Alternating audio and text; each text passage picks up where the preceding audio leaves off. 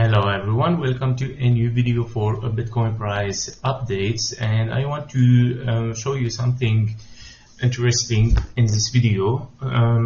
Something of course I didn't check until now, but Manish yesterday I think, or Mad Dog, remind me about the CME gap. And yeah, today I check it and I see now that the gap has we have a gap already on the CME. However, it doesn't mean that we have to go back down directly and cover it, because sometimes the gap of course takes much more a longer time to reverse and going back and close the gap, as you can see here as well. Now of course it can be, don't forget that this could be a wave 2 once we finish a wave, this impulse, because there is no impulse that it starts without or continue without a wave 2, right? So we need that wave 2 anyway to continue impulsively. This is, by the way, very small one, based on, even if it looks impulsive, but it's still very small. And we need, of course, for a massive wave towards the upside, you need to start an impulse small, right? You start with a small impulse, which is start with a 1 and then 2, and then go 3, 4, 5. Even this one becomes again 1 and 2 to go massively and continue towards the upside.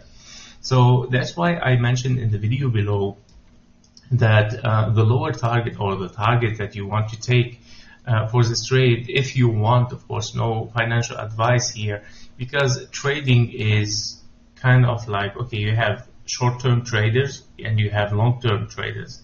The long-term traders targets has been given already today in the daily analysis, while now I give you the short-term bullish targets where it is 1.6. Now, if for me, I prefer even to be short-term, because nobody knows what's gonna happen for me. This, I mean, of course, people like to go more long-term in Bitcoin, but for me as trading, I see it much more beneficial for me to kind of like trade almost each impulse by impulse, all right? Because as I said before, I only trade impulses or wave C, while wave C, they are already impulses, right? So this is how I do my trades. Therefore, don't forget there is a CME gap here, that it might, once we finish this impulse, it might turn and go down again for a wave 2 and continue back towards the upside. Okay, so this is what I want to share mostly with you on this video. Now I want to show you also one more thing. Now we have here on this impulse towards the upside, we have already 1, 2, 3, 4, 5 finished wave 1, perfect, ABC perfect, hitting exactly the targets, and we are looking again to a 1, 2, and possibly 1, 2 again, 3 and 4, 5, 4, 5. Okay, so we are looking for kind of a bigger impulse, almost finishing almost somewhere here, right? So we are still looking even for several 4, 5, 4, 5 to finish this impulse, because the only, I mean, the wave 3 itself, it has already 4, 5, 4, 5 just to finish wave 3, okay? And then you will have even one bigger 4, 5, which normally go deeper than the wave 3 of the 4, 5 to finish, of course, this 1, 2, 3, 4, 5, okay? So this is what I want to mention to you. And yeah, I know that there is some fear that it might be a corrective wave with a very extended wave C, which it could be possible, right? However, don't forget that we have touched the 0.618 of this impulse. So we have already invalidated an impulse towards the downside, and this is a big signal. Do not underestimate this, that it has turned this wave from impulsive to corrective, okay? And when you see a corrective wave, that means you want to look for higher prices.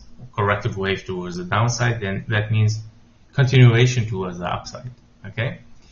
The thing is, okay, let's say we are corrective. Okay, let's say we are corrective. Your correction will end up in your flat wave C as A, B, C. This is if you are corrective.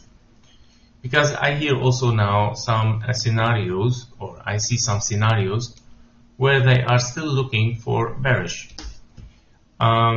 which is lower possibility for me, while I see that it is higher possibility for others. However, if we are still corrective, because I showed you in my scenarios, there is many scenarios that it can unfold and still corrective. Don't forget our sideways as well, and that we might finish even here an ABC. In case that we have finished an ABC here, then this is your wave X, and then you are still looking for a corrective wave. Yes, that's true. But still, if you are looking for a big correction, then you are still bullish.